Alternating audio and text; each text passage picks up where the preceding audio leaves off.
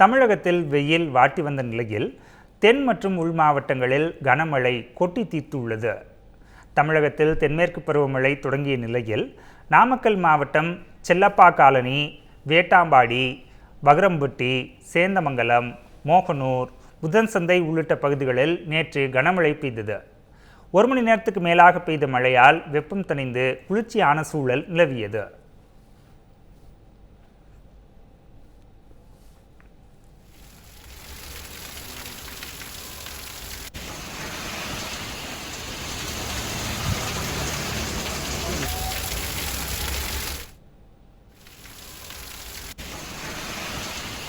இதேபோல ராமநாதபுரம் மாவட்டத்தில் கடந்த சில நாட்களாக வெயிலின் தாக்கம் அதிகமாக இருந்த நிலையில் பாரதி நகர், பட்டணம் காத்தான் மற்றும் அதன் சுற்றுவட்டார பகுதிகளில் லேசான மழை பெய்தது. அதேபோன்று கடலாடி, கமுதி, முதுகுளத்தூர் உள்ளிட்ட மாவட்டத்தின் பிற பகுதிகளிலும் மழை பெய்தது. இதனால் குளிர்ச்சியான சூழல் ஏற்பட்டதால் அப்பகுதி மக்கள் மகிழ்ச்சி அடைந்தனர். தூத்துக்குடி மாவட்டத்தின் அனைத்து பகுதிகளிலும் கடந்த 3 நாட்களாக வறண்ட வானிலையும் அனல் காற்றும் வீசி வந்தது.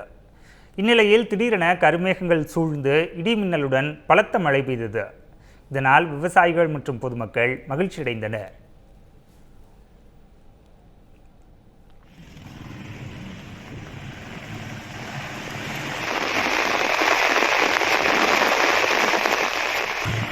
திருப்பத்தூர் மாவட்டம் வாணியம்பாடி அருகே கனமழை காரணமாக மின் இணைப்பு துண்டிக்கப்பட்டதால் மக்கள் அவதியடைந்தனர்.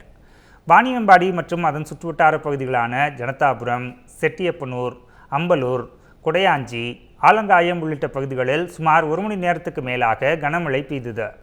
இதன் காரணமாக சாலைகளில் மழைநீர் வெள்ளம் போல் பெருக்கெடுத்து ஓடியது. இந்நிலையில் பாதுகாப்பு கருதி பல்வேறு இடங்களில் மின்சாரம் துண்டிக்கப்பட்டதால் பொதுமக்கள் சிரமத்துக்குள்ளாகினர்.